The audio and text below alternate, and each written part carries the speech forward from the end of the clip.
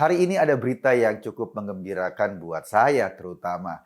Kenapa? Karena tadi pagi Hakim Pengadilan Negeri menyatakan 2 orang polisi yang menangani peristiwa KM50 dinyatakan bebas. Mereka dibebaskan karena memang mereka membela diri, melakukan tindakan secara terpaksa yang mengakibatkan 6 orang pengawal Rizik meninggal. Jadi kisahnya, kita masih ingat dong kisah tentang KM50. Ada Rizik yang memang waktu itu sedang heboh-hebohnya, dianggap melanggar beberapa masalah, beberapa hukum. Kemudian biasa yang namanya petugas polisi mencoba terus mengintai. Nah, Rizik ini punya pengawal. Pengawal-pengawal ini yang seolah-olah menjadi bodyguard yang melindungi junjungannya. Ketika mobil mereka iring-iringan di tol Cikampek, petugas mengikuti agar tahu jejaknya mau kemana. Rupanya pengawal-pengawal Rizik tahu dan mereka sengaja menabrak mobil petugas lalu mengeluarkan senjata tajam dan kemudian melakukan hampir perusakan pada mobil petugas. Lalu mereka lari dan petugas itu masih terus mengejar.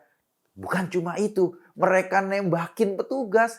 Beneran, nembak pakai pistol beneran. Tentu saja yang namanya ditembakin petugasnya kan nggak mungkin diem aja. Mereka juga oleh negara dilengkapi dengan senjata yang lengkap. Akhirnya balas menembak. Meninggallah 2 orang pada saat itu. Kemudian terus-menerus kejar-kejaran dan akhirnya mereka sampai di sebuah rest area. 2 orang diketahui meninggal dan 4 orang lainnya diamankan, dimasukkan ke dalam satu mobil.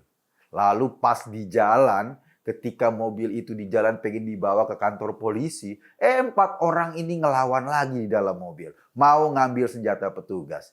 Ya namanya membela diri kan. Akhirnya petugas ngambil tindakan yang cukup terukur dengan menembak 4 orang yang ada di dalam mobil. Total 6 orang meninggal dunia sia-sia karena waktu itu menjadi bodyguardnya Rizik.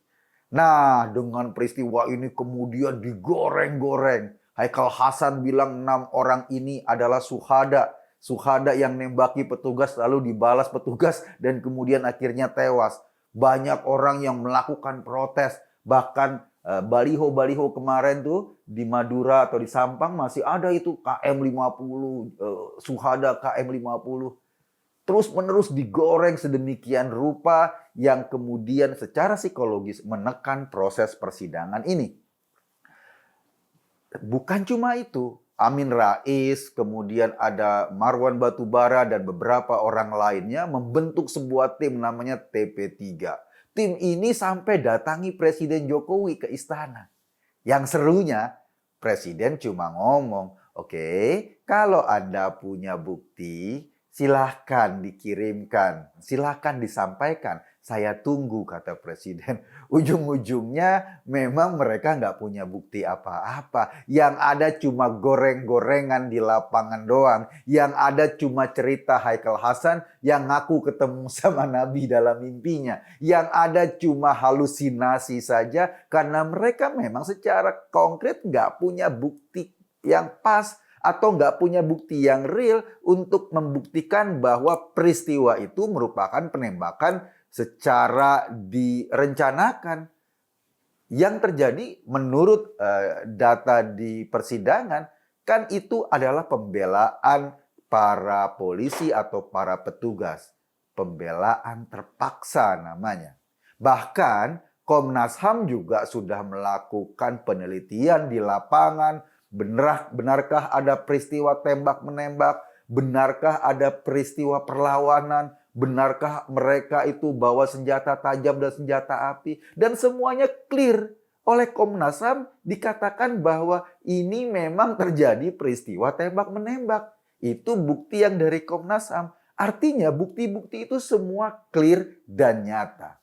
Yang paling penting sebetulnya dari keputusan hakim ini adalah memperkuat mental para petugas kita di lapangan untuk menghadapi gerombolan-gerombolan seperti ini. Untuk menghadapi orang-orang yang dengan sengaja mau melawan hukum. Untuk menghadapi mereka yang merasa punya otoritas kebenaran sendiri dan pingin melawan hukum negara.